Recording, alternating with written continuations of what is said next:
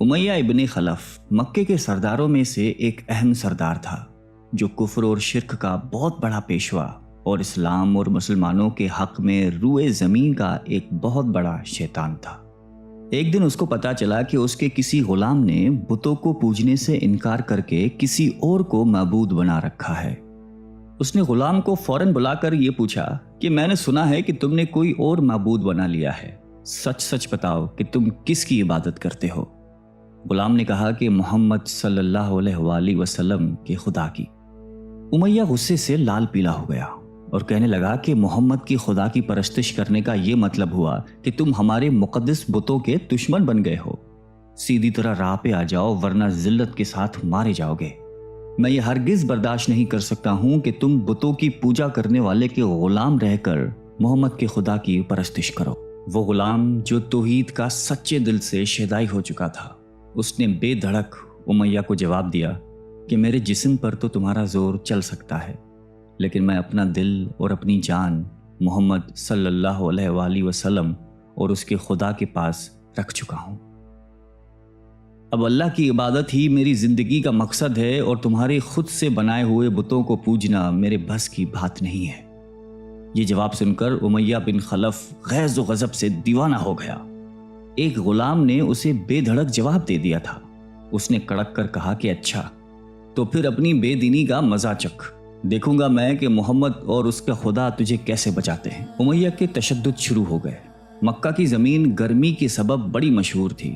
امیہ اپنے غلام کو دوپہر کی تپتی دھوپ میں زمین پر لٹا کر سینے پر بھاری پتھر رکھ دیتا تھا کہ وہ کروٹ نہ لے سکے، پھر کہتا تھا کہ محمد کے دین سے باز آ جاؤ، لیکن اس ظلم کے باوجود بھی اس غلام کے منہ سے سوائے احد کے کچھ نہیں نکلتا تھا۔ امیہ مزید غضبناک ہو کر اذیتیں مزید بڑھاتا جاتا۔ ایک مرتبہ تو امیہ نے ظلم کی انتہا کر دی۔ پورا ایک دن اور پوری ایک رات غلام کو بھوکا پیاسا رکھا اور تپتی ہوئی ریت پر لٹا کر اسے تڑپنے کا تماشا دیکھ رہا تھا۔ اس کی یہ کوشش بھی غلام کو حق سے نہ ہٹا سکی۔ آخر تھک ہار کر امیہ نے مکے کے بدماش لڑکوں کو بلایا اور ان سے کہا کہ اس غلام کو اتنی اذیتیں دو کہ یہ محمد اور اس کے خدا کا نام لینا بھول جائے۔ یہ لڑکے امیہ کی خوشی حاصل کرنے کے لیے اس بے بس غلام کو بری طرح مارتے پیٹتے تھے۔ جسم کے کپڑے اتروا کر لوہے کی چادریں پہنا کر تپتی دھوپ میں کھڑا کر دیتے تھے، لیکن غلام کی زبان سے احد کے سوا کچھ نہیں نکلتا تھا۔ اسلام کی راہ میں یہ بے پناہ اذیتیں سہنے والے صحابی کوئی اور نہیں بلکہ حضرت بلال حبشی رضی اللہ تعالیٰ عنہ تھے۔ انہی ظلم و ستم کے دوران ایک دن حضرت ابو بکر صدیق رضی اللہ تعالیٰ عنہ کا ادھر سے گزر ہوا۔ آپ رضی اللہ تعالیٰ عنہ نے امیہ سے فرمایا کہ اے امیہ، اس بےکس اور مظلوم پر اتنے ظلم و ستم نہ کر، اس نے تمہارا کیا بگاڑا ہے؟ وہ خدائے واحد کی عبادت کرتا ہے، اگر تو اس پر احسان کرے تو یہ احسان آخرت میں تیرے کام آئے گا۔ اس پر امیہ نے نہایت حقارت سے کہا کہ میں تمہاری اس خیالی آخرت کے دن کو نہیں مانتا، جو میرے دل میں آئے گا میں تو وہی کروں گا۔ صدیق اکبر اس جواب پر کافی افسردہ ہوئے، لیکن پھر بھی آپ رضی اللہ تعالیٰ عنہ نے اسے سمجھایا کہ اس مظلوم پر ظلم و ستم کے پہاڑ توڑنا تیری شایان شان نہیں ہے۔ جس پر امیہ نے تنگ آ کر کہا کہ اگر تم اس کے اتنے ہمدرد ہو تو اسے خرید کیوں نہیں لیتے؟ حضرت ابو بکر صدیق جھٹ تیار ہو گئے اور فرمایا کہ بولو کیا دام لوگے؟ امیہ نے کہا کہ تمہارے پاس ایک غلام ہے جس کا نام فسطاط رومی ہے، وہ مجھے دے دے اور اس کو لے جا۔ حضرت ابو بکر صدیق رضی اللہ تعالیٰ عنہ فوراً ہی راضی ہو گئے، جبکہ امیہ کا خیال تھا کہ فسطاط ایک نہایتی کارآمد غلام ہے جس کی قیمت زیادہ ہے اور حضرت ابو بکر صدیق رضی اللہ تعالیٰ عنہ اسے دینے سے انکار کر دیں گے، مگر آپ فوراً راضی ہو گئے۔ تو امیہ کو سخت مایوسی ہوئی اور اس نے ساتھ ہی 40 اوقیہ چاندی کی فرمائش کی۔ اسے بھی حضرت ابو بکر صدیق رضی اللہ تعالیٰ عنہ نے بخوشی ادا کر دیا۔ حضرت بلال رضی اللہ تعالیٰ عنہ کو ساتھ لے کر دربار رسالت میں حاضر ہوئے اور سارا ماجرا کہہ سنایا۔ آپ صلی اللہ علیہ وسلم نہایت ہی خوش ہوئے اور فرمایا کہ ابو بکر، اس کار خیر میں مجھے بھی شریک کر لو۔ صدیق اکبر رضی اللہ تعالیٰ عنہ نے فرمایا کہ یا رسول اللہ، میں اسے خدا کی راہ میں آزاد کر چکا ہوں۔ یہ سن کر زبان رسالت سے صدیق اکبر رضی اللہ تعالیٰ عنہ کے لیے کلمہ رحمت جاری ہو گئے۔ حضرت بلال رضی اللہ تعالیٰ عنہ نے اس غلامی میں 28 سال گزار دیے، لیکن آپ چونکہ نہایتی نیک اور پاکیزہ طبیعت کے تھے لہذا جب حضرت صلی اللہ علیہ وآلہ وسلم نے دعوت توحید دی تو آپ نے فوراً اسے قبول کر لیا، اور یوں آپ سابقون الاولون کے مقدس جماعت میں شامل ہو گئے۔ رہائی پانے کے بعد حضرت بلال ہمیشہ آپ صلی اللہ علیہ وآلہ وسلم کی خدمت میں حاضر رہتے تھے اور دل و جان سے نبی پاک صلی اللہ علیہ وآلہ وسلم کی خدمت بجا لاتے۔ آپ صلی اللہ علیہ وسلم حضرت بلال کو کسی بھی چیز کا حکم دیتے تو آپ اپنی جان بھی لڑا دیتے۔ غزوہ بدر سے لے کر غزوہ تبوک تک تمام غزوات میں شامل رہے، لیکن حضرت بلال کی اسلام کے لیے سب سے بڑی خدمت اور ان کے لیے سب سے بڑی سعادت اسلام کا سب سے پہلا مؤذن ہونا ہے۔ ہجرت کے بعد جب مسجد نبوی صلی اللہ علیہ وآلہ وسلم تعمیر ہوئی تو آپ صلی اللہ علیہ وسلم نے آپ کو اذان دینے کا ذمہ سونپا۔ آپ کی آواز نہایت ہی دل نشیں تھی اور اس میں ایک ایسی تاثیر تھی کہ اذان کی آواز سن کر لوگ سب کام چھوڑ چھاڑ کر مسجد کی طرف دوڑتے۔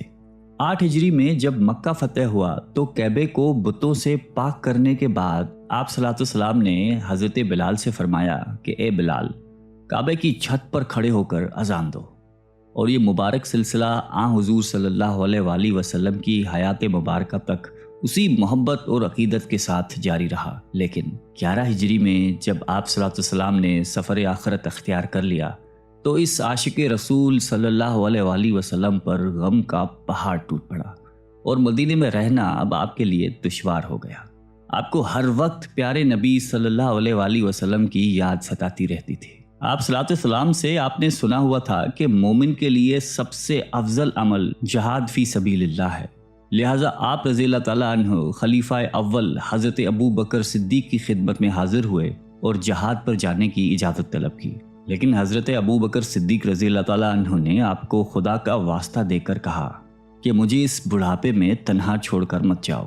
تو حضرت بلال نے اس شرط پر ابو بکر صدیق رضی اللہ تعالیٰ عنہ کی بات مان لی کہ اب وہ رسول اللہ کے بعد کسی کے لیے اذان نہیں دیں گے۔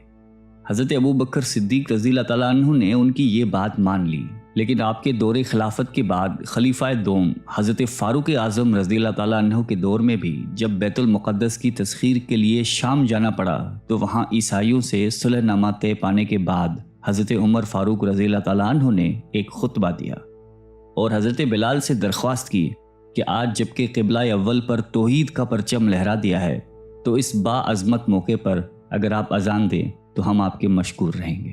حضرت بلال نے یہی اذان دینی شروع کی تو صحابہ کرام کو عہد نبوی کی مبارک یاد تازہ ہو گئی اور ان پر رخت طاری ہو گئی۔ شام کے معرکے کے بعد حضرت بلال نے شام ہی کے ایک گاؤں میں رہائش اختیار کر لی، کیونکہ مدینے میں ہر وقت آپ کو آپ صلی اللہ علیہ وسلم کی یاد ستاتی رہتی تھی۔ لیکن ایک دن آپ نے خواب میں آپ صلی اللہ علیہ وسلم کی زیارت کی۔ آپ ان سے فرما رہے تھے کہ اے بلال، کیا ابھی وقت نہیں آیا کہ تم ہماری زیارت کے لیے آؤ؟ اس خواب نے آپ کو بہت تڑپا دیا اور آپ بےتاب ہو کر فوراً مدینے روانہ ہوئے۔ مدینے پہنچ کر حضرت بلال نے روزہ اقدس پر حاضری دی اور اس درد سے روئے کہ حاضرین بھی اشک بار ہو گئے۔ وہیں حضرت امام حسن رضی اللہ تعالیٰ عنہ اور حضرت حسین رضی اللہ تعالیٰ عنہ بھی موجود تھے۔ نانا کے پیارے نواسوں کو آپ نے اپنے ساتھ چمٹایا اور بے تحاشا چومنے لگے۔ حضرت حسن رضی اللہ تعالیٰ عنہ اور حسین رضی اللہ تعالیٰ عنہ نے آپ سے اذان فجر کی فرمائش کی، بھلا اس میں رد کرنے کی کہاں گنجائش تھی۔ اگلے دن جب فجر کا وقت ہوا تو آپ نے اذان دینی شروع کی۔ لوگوں کی عہد رسالت کی یاد تازہ ہو گئی اور لوگ اس طرح روتے ہوئے مسجد کی جانب چلنے لگے جیسے کہ نبی پاک صلی اللہ علیہ وآلہ وسلم کا دور واپس آ گیا ہو۔ ایسا دردناک منظر اس کے علاوہ کبھی دیکھنے میں نہیں آیا۔ حضرت بلال حبشی رضی اللہ تعالیٰ عنہ نے 60 سال کی عمر میں وفات پائی۔ آپ کا مزار دمشق میں ہے۔ آپ کو دربار رسالت میں خاص مقام حاصل تھا۔ آئیے ہم سب اللہ تعالیٰ سے دعا کرتے ہیں کہ ہمیں بھی حضرت بلال حبشی رضی اللہ تعالیٰ عنہ کی صفات میں سے کچھ عطا فرما دے۔ آمین۔